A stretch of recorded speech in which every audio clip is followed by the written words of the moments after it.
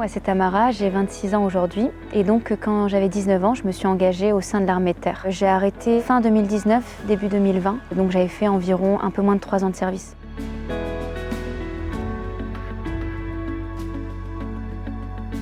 Non, pas du tout. Il y avait une absence de spiritualité dans ma vie. Je me considérais vraiment comme athée. J'avais peut-être un petit espoir de croire en quelque chose. Je me disais, il doit bien avoir quelque chose de plus grand. Mais qui, quoi? Est-ce que c'est possible de le connaître ici-bas? Je ne savais pas du tout.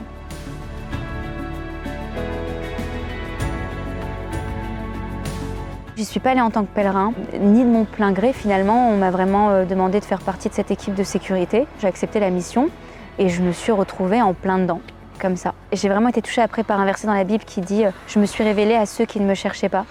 Mais je pense qu'en fait je cherchais Dieu sans savoir que c'était lui que je cherchais.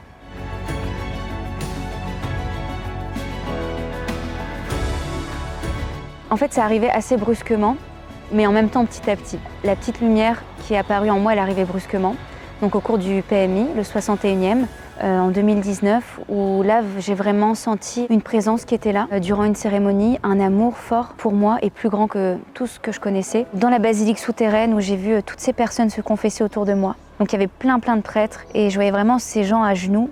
Et je m'en souviens le visage d'une fille, vraiment une fille, elle rayonnait. Et en fait elle vivait donc le sacrement de la confession que je ne connaissais même pas. J'avais aucune idée en fait de ce qui se passait. Et parfois c'est un peu un sacrement, des fois on a peur d'y aller et tout. Mais c'est marrant parce que moi j'ai plutôt senti un amour infini en fait à ce moment-là. Sans vraiment savoir ce que c'était, j'avais envie aussi de vivre ça.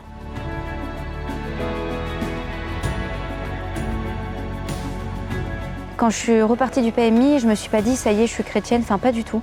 J'ai eu une soif en fait d'en apprendre sur cette religion, j'ai eu une soif d'en apprendre sur Jésus. Et c'était assez inexplicable. Il y a quelque chose qui s'est fait en moi et ce qui m'a donné envie d'aller plus loin. Mais cette petite lumière de Lourdes, elle est restée avec moi et elle est toujours là aujourd'hui.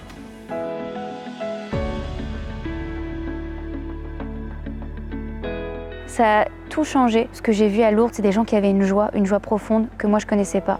Et je me disais, s'il y a un Dieu, il ne doit sûrement pas s'intéresser à moi parce que je me sentais beaucoup trop loin, beaucoup trop différente. Ce qui s'est passé, c'est qu'après cette expérience à Lourdes, il y a cet espoir, en fait, il y a un chemin qui s'est ouvert en moi.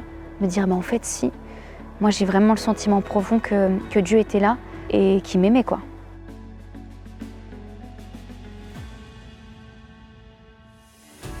Je dirais que j'y suis allée aussi en traînant des pieds.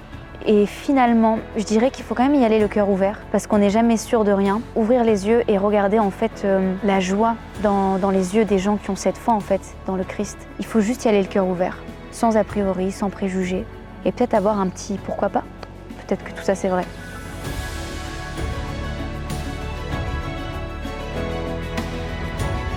Je dirais que c'est une lumière.